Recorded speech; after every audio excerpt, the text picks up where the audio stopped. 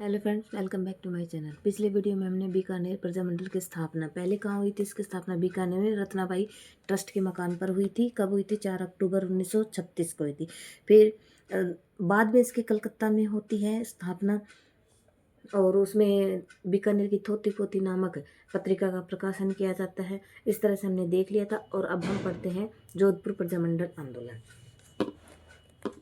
जोधपुर के शासक उम्मेद सिंह के शासन प्रारंभिक समय में राज्य का नियंत्रण कश्मीरी ब्राह्मण सर सुखदेव प्रसाद के हाथ में था, जो कि स्वभाव से अनुदारवादी था। जोधपुर का शासक उम्मेद सिंह के शासन के प्रारंभिक समय में राज्य का नियंत्रण कश्मीरी ब्राह्मण सुखदेव प्रसाद के हाथों में था, जो स्वभाव से अनुदारवादी था। तो जोधपुर का जो प्रशासन था किसके हाथ में था? कश्मीरी ब्राह्मण सुखदेव प्रसाद के हाथ में 1918 से 1937 तक। इस व्यवस्था के विरुद्ध सर्वप्रथम असंतोष 1921 में सामने आया। जब ये शासन संभाल रहे थे तो इस व्यवस्था के विरुद्ध सर्वप्रथम असंतोष कब उत्पन्न हुआ? 1921 में सामने आया, जब चांदमल सुराणा ने मारवाड़ हितकारिणी सभा की स्थापना की थी। तो मारवाड़ हितकारिणी सभा की स्थापना किसने करी थी? चांदमल सुराणा ने 1921 में। इससे पूर्व 1920 में जयनारायण व्यास ने मारवाड़ सेवा संघ का गठन किया। वह ज़्यादा प्रभावी साबित नहीं हुआ। इससे पहले भी मारवाड़ सेवा संघ का स्थापना की गई थी जयनारायण व्यास ने 1920 में, और मारवाड़ हितकारिणी सभा की स्थापना 1921 में चांदमल सुराणा ने की थी। 29 अक्टूबर 1923 को जब मारवाड़ राज्य के एक आदेश के द्वारा मादा पशुओं की निकास पर प्रतिबंध हटा लिया गया तो हितकारिणी सभा ने इसका विरोध किया और एक ज्ञापन महाराजा को दिया था।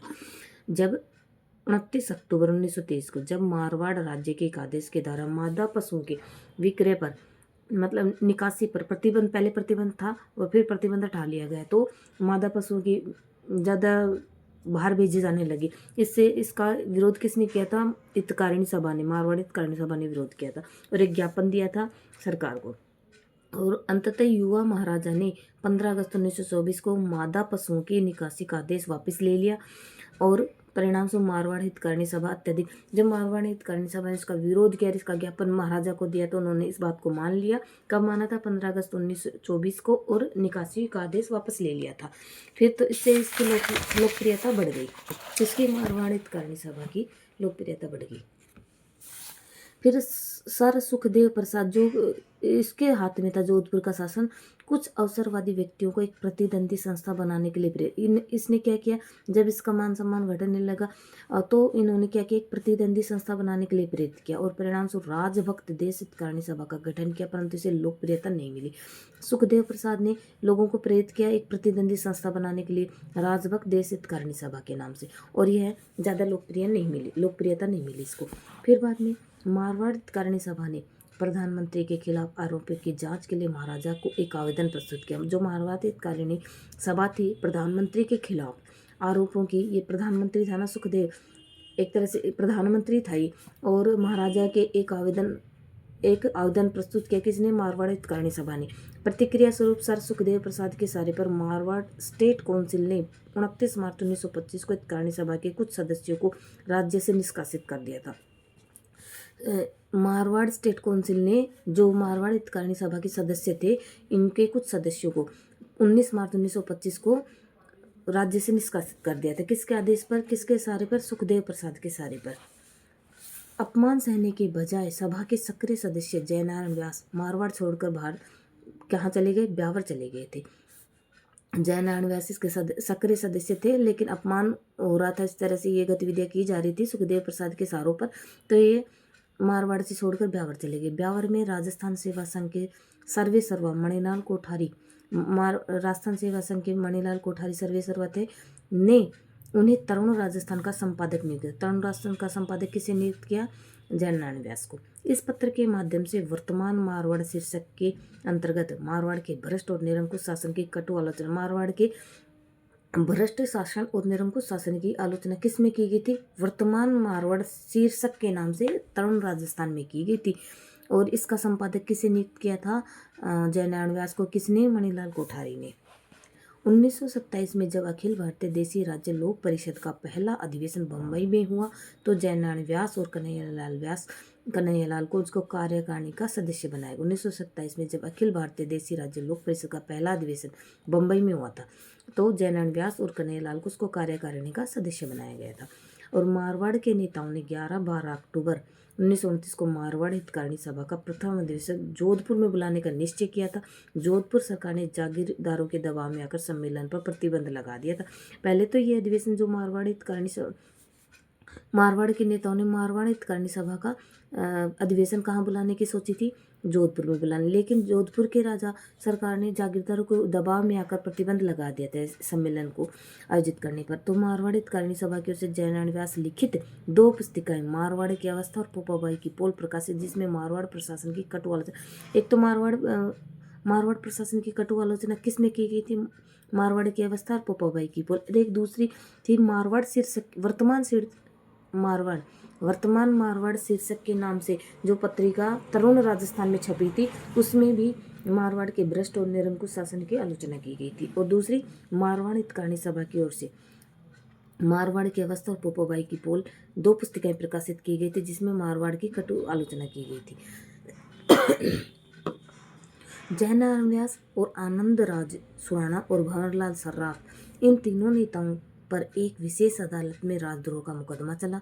किस किस के ऊपर, जयनारायण व्यास, आनंदराज सुराणा और भंवरलाल सर्राफ, इन तीनों नेताओं पर एक विशेष अदालत में राजद्रोह का मुकदमा चलाकर तीनों को 4-5 वर्षों के कठोर कारावास की सजा दी गई। किस किस को, जयनारायण व्यास को, आनंदराज सुराणा को और भंवरलाल सर्राफ को। फिर 10 मई 1931 को जोधपुर में जयनारायण व्यास के निवास स्थान पर मारवाड़ यूथ लीग की नामक संस्था की स्थापना हुई थी। तो मारवाड़ यूथ लीग की स्थापना 10 मई 1931 को जोधपुर में हुई थी, जयनारायण व्यास का निवास स्थान पे हुई थी। फिर जिसमें जोधपुर के साथ साथ ग्रामीण क्षेत्रों तक जन चेतना प्रसारित करने का निर्णय लिया गया और मानमल जैन को लीग का मंत्री बनाया। मारवाड़ यूथ लीग की स्थापना 10 मई 1931 को जोधपुर में जयनारायण व्यास के निवास स्थान पर की गई थी। इसका उद्देश्य क्या था, ग्रामीण मतलब जोधपुर के साथ साथ ग्रामीण क्षेत्रों में जन चेतना का प्रसार करना था और मानमल को जैन को इसका मंत्री बनाया गया था। मारवाड़ यूथ लीग ने अवैध घोषित करने से पहले ही कार्यकर्ताओं ने बाल भारत नामे की कन्या संस्था बनाकर छगन राज चौपासनी वाला को इसका मंत्री बनाया गया। सरकार मारवाड़ यूथ लीग को अवैध घोषित करती, इससे पहले इसके कार्यकर्ता ने क्या बना ली, एक बाल भारत सभा नामक एक अन्य संस्था बना ली और छगन राज चौपासनी वाला को इसका मंत्री बनाया गया। और इसके बाद 24-25 नवंबर 1931 को पुष्कर में चांदकण शारदा की अध्यक्षता में मारवाड़ राज्य लोक परिषद का अधिवेशन सफलतापूर्वक संपन्न हो गया था। मारवाड़ लोक परिषद का चांदकण शारदा की अध्यक्षता में 24-25 नवंबर 1931 को पुष्कर में इसका अधिवेशन सफलतापूर्वक संपन्न हो गया था। कस्तूरबा गांधी, महात्मा गांधी की पत्नी काका कालेलकर और मणिलाल कोठारी आदि नेताओं ने भी इस सम्मेलन में शिरकत की थी।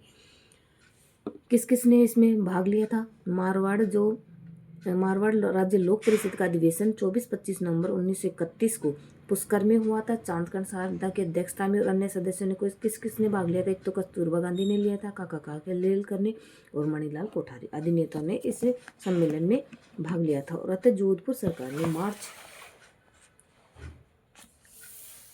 1932 में मारवाड़ हितकारिणी सभा को अवैध घोषित कर दिया था। 1932 में मारवाड़ हितकारिणी सभा को अवैध घोषित कर दिया था और 1933 में बाल भारत व मारवाड़ यूथ लीग को भी अवैध घोषित कर दिया गया। तो मारवाड़ सरकार ने 1932 में तो मारवाड़ हितकारिणी सभा को अवैध घोषित करते थे, एक साल बाद ही जो बाल भारत सभा और मारवाड़ यूथ लीग को भी अवैध घोषित कर दिया। इन गतिविधियों से आमजन में को प्रभावित किया, जैसे कि गणेशी लाल उस्ताद ने सरकारी नौकरी छोड़कर कविताओं के द्वारा जन जागृति का कार्य आरंभ किया था। उनकी कविताओं का संग्रह गरीबों की आवाज़ नामक पुस्तिका में। तो गरीबों की आवाज़ ये क्या थी, एक गणेशी लाल उस्ताद के द्वारा जो कविताएं लिखी जाती थी उनका एक संकलन था। क्या, गरीबों की आवाज़, कविताओं का संकलन था। किसकी कविताओं का, गणेशी लाल उस्ताद की कविताओं का। और ये कविताएं किस लिए, इन कविताओं का उद्देश्य था कि जन जागृति का कार्य आरंभ किया गया था। और इस वातावरण में भी 1934 में जोधपुर प्रजामंडल की स्थापना की गई थी। तो जोधपुर प्रजामंडल की स्थापना 1934 में की गई थी, जिसके प्रथम अध्यक्ष भंवरलाल सर्राफ बने थे। रणछोड़ दास गट्टानी, पुरुषोत्तम दास नैयर भी संस्था से जुड़े थे। जोधपुर प्रजामंडल की स्थापना 1934 में प्रथम अध्यक्ष भंवरलाल सर्राफ बने थे। प्रजामंडल ने एक युवा विधान कृष्णा के राज परिवार से जुड़े कुछ लोगों के द्वारा अपहरण के मामले को व्यापक स्तर पर उठाया गया था। जो कृष्णा के राज परिवार से जुड़े कुछ लोग थे जिनका अपहरण का मामला था, को प्रजामंडल ने व्यापक स्तर पर उठाया था। उसकी रिहाई की मांग करते हुए मध्ययुगीन अमानवीय प्रवृत्ति के खिलाफ देश के विभिन्न भागों में रहने वाले मारवाड़ी से कृष्ण दिवस मनाने का आह्वान किया था। कृष्णा राज परिवार के लोग थे, इनको अपहरण कर लिया गया था, तो इनकी अमानवीय प्रवृत्तियों के लिए इसमें जोधपुर प्रजामंडल ने आवाज़ उठाई थी और देश से विभिन्न मारवाड़ियों से आह्वान किया गया था कि यह दिवस मनाएंगे। और प्रजामंडल ने शिक्षा शुल्क के खिलाफ में मई जून 1936 में अभियान चलाया था। और प्रजामंडल ने शिक्षा शुल्क के खिलाफ भी मई जून 1936 में अभियान चलाया था। 21 जून 36 को शिक्षा दिवस मनाया गया। तो शिक्षा दिवस कब मनाया गया था? 21 जून 1936 को किसने? जोधपुर प्रजामंडल ने मनाया था।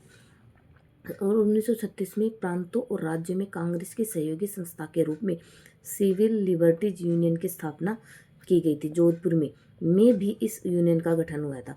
1936 में प्रांतों और राज्यों की कांग्रेस की सहयोगी संस्था के रूप में सिविल लिबर्टीज यूनियन की स्थापना कब की गई थी? 1936। और जोधपुर में भी इसका यूनियन का गठन हुआ था।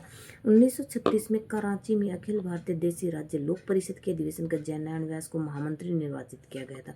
अब उन्होंने बम्बई से अखंड भारत का संपादन आरंभ किया। अखंड भारत का संपादन जयनारायण व्यास ने कहाँ से? बम्बई से। 1937 में दीपावली के दिन जोधपुर प्रजामंडल के सिविल लिबर्टीज यूनियन को अवैध घोषित कर दिया गया। जोधपुर प्रजामंडल और सिविल लिबर्टीज को कब अवैध घोषित किया गया था? तो 1937 में दीपावली के दिन। और नवंबर 1938 ईस्वी में विजय लक्ष्मी पंडित व दिसंबर 1938 में सुभाष चंद्र बोस जोधपुर आए थे। विजय लक्ष्मी कब आई थी जोधपुर में? 1938 में। और दोनों ही 38 में आए थे, एक तो विजय लक्ष्मी पंडित और सुभाष चंद्र बोस। विजय लक्ष्मी पंडित नवंबर में आई थी और दिसंबर 1938 में सुभाष चंद्र बोस जोधपुर। उन्होंने लोगों को स्वतंत्रता की प्राप्ति के लिए त्याग और समर्पण के लिए प्रेरित किया। सुभाष चंद्र बोस ने गिरदी कोट आम सभा में नवयुवकों को स्वतंत्रता संग्राम से जोड़ने के लिए आह्वान किया था। तो कहाँ? जो सुभाष चंद्र बोस ने गिरदी कोट के आम सभा में नवयुवकों को स्वतंत्रता संग्राम में भाग लेने के लिए आह्वान किया था। और अंततः 16 मई 1938 को मारवाड़ लोक परिषद की स्थापना रणछोड़ दास गट्टानी के नेतृत्व में की, जिसका उद्देश्य महाराजा की अध्यक्षता में उत्तरदायी शासन की स्थापना करना था। 16 मई 1938 को मारवाड़ लोक परिषद की स्थापना रणछोड़ दास गट्टानी की अध्यक्षता में की गई थी। फिर मारवाड़ लोक परिषद के महासचिव अभयमल। अब इस वीडियो में हम इतना ही रखेंगे। नेक्स्ट वीडियो में आगे यहाँ से शुरू करेंगे। ये बहुत बड़ा आंदोलन है, इसके 2-3 पेज और हैं। तो इस वीडियो में इतना ही। अगर आपको वीडियो पसंद आता है तो मेरे चैनल को लाइक, शेयर, सब्सक्राइब ज़रूर करें। बेल आइकन को प्रेस करें। Thank you.